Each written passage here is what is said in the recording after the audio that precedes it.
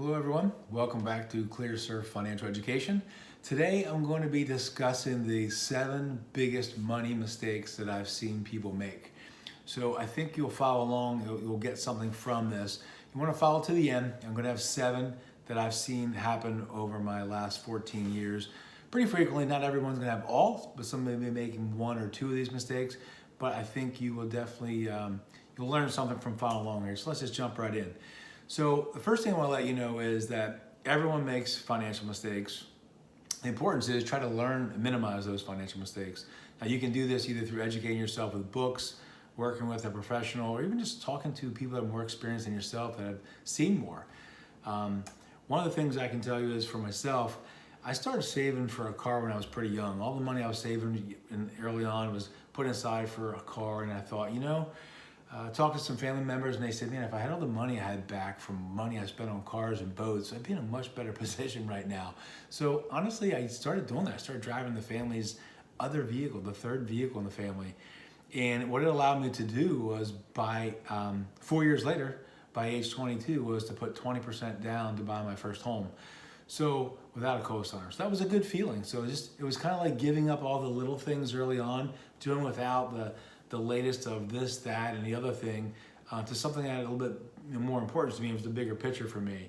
So one thing I'm going to say is, starting off with number 1 of the financial mistakes is living within your means. I think that's one of the most important things. And I know it's hard nowadays. You cannot stare at your friends and family members' social media pages without feeling pressure to keep up with their vacation pictures and car pictures and how many times they're going out to dinner. You really don't know their financial situation, so don't base yours off of what you see other people doing. We live in a society right now where people have $10, $20, $30,000 in credit card debt, but then they'll take a nice vacation or buy a new car, whatever the case may be. Now, I have a motto. For me, it worked early on, saving up for money, saving up for goals, and for people that are in a lot of credit card debt. And the motto is, if you can't eat it, you don't need it. That might seem kind of harsh, but I think if you let that sink in, there's a lot of things we buy that we really don't need, but then we say we can't really get out of debt or we can't really get ahead. And sometimes it's for a good reason. You may have lost your job. Other times it's just because you're just buying things that don't really matter. And we'll get into some more things that depreciate towards the end here. But the number 2 thing I want to touch on is a second mistake, I should say, is not having an emergency fund. As I mentioned earlier, if you can't afford to go on vacation, don't take a vacation and put it on a credit card and you're paying 20% interest for the next year or 2 to pay it off, if you're even able to pay it off. So that's another thing. If you establish an emergency fund, you will sleep much better at night because there's always going to be something that comes up that needs repaired or replaced.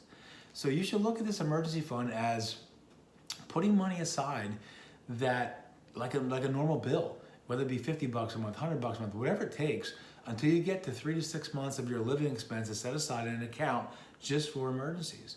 And then don't touch that fund unless it's an emergency, or you finally hit your goal that you established for yourself, and maybe then you want to dip into that fund to fund a vacation, not put it on a credit card, or at least pay off the vacation the month the bills come due.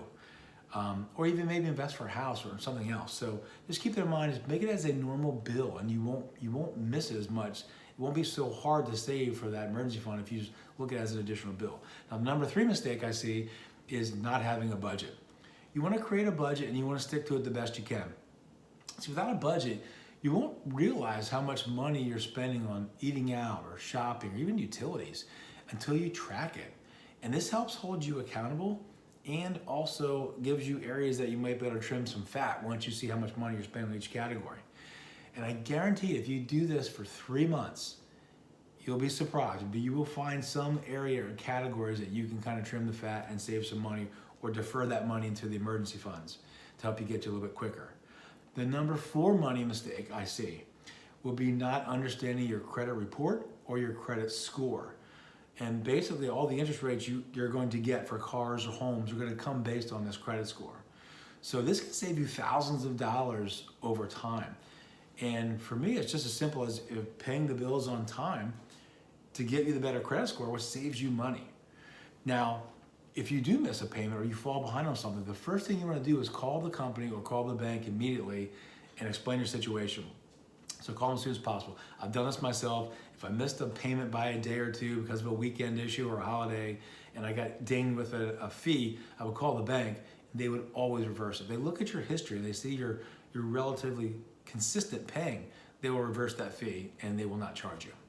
So try to pay your credit cards off each month. I know that's not always possible, but if you use the credit card to buy basic things, it just snowballs because how can you get out from under 20% interest if you just keep adding to it?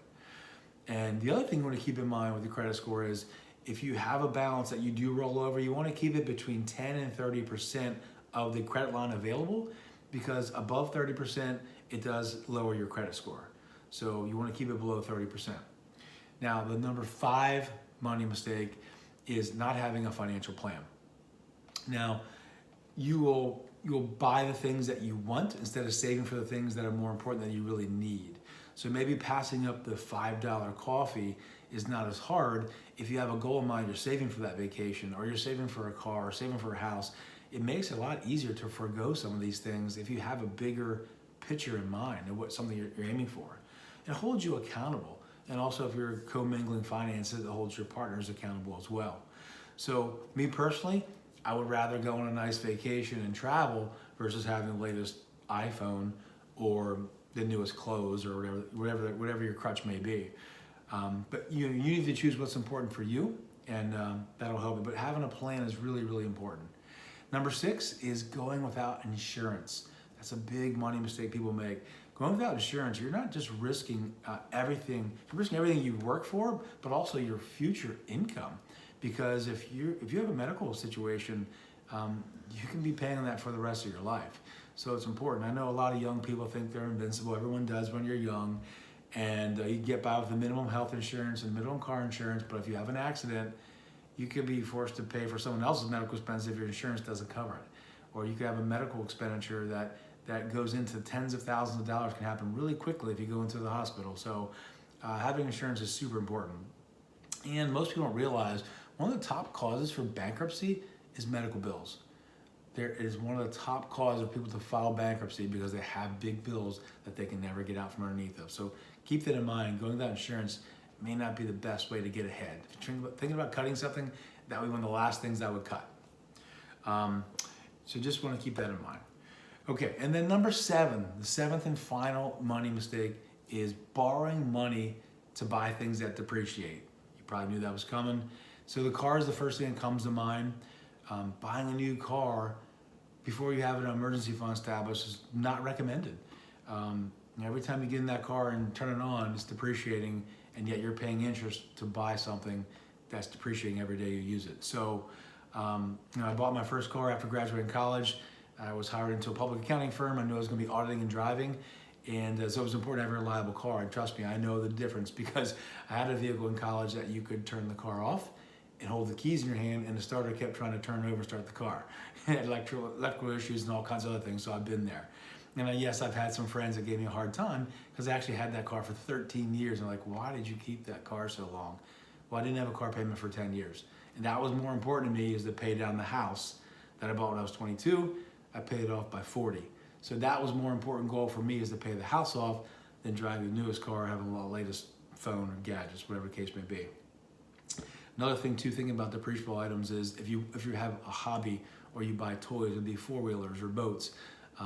If you're getting a no interest loan, fantastic, stretch it out. I would do the same thing. But otherwise, save up for those things and pay cash. Don't buy an item that depreciates and then pay interest on that. Okay, so if you keep these things in mind as you're going through this, this will help put you on the right path. So just want to summarize here. So the summary of the 7 money mistakes that I see people make is living above your means, not having an emergency fund, not budgeting, not understanding your credit score or your credit report, not having a financial plan or short-term goals to help you get to the next level, going without insurance, which can cripple you financially if something happens, and then also borrowing money to buy things that depreciate. So with that being said, I just want to let you know I have created a course. You'll find a link over by the websites over here to the right, and it shows you how to do this. I go through in depth on how to budget, how to save money on taxes, difference between life insurance, disability, long-term care. I go into investing, I go into retirement, I go into estate planning. It goes into very deep details. And then also at the end of that, you have an opportunity to sit down with me for 1 hour, and I can help customize a budget for you or customize some goals to help you get to where you want to be. So keep it in mind. That's all part of the ClearSurf financial education. I'm helping people educate themselves to get you to the next level. But if you want to go into it deeper, that opportunity is there as well. So until the next video, we'll see you then. Take care.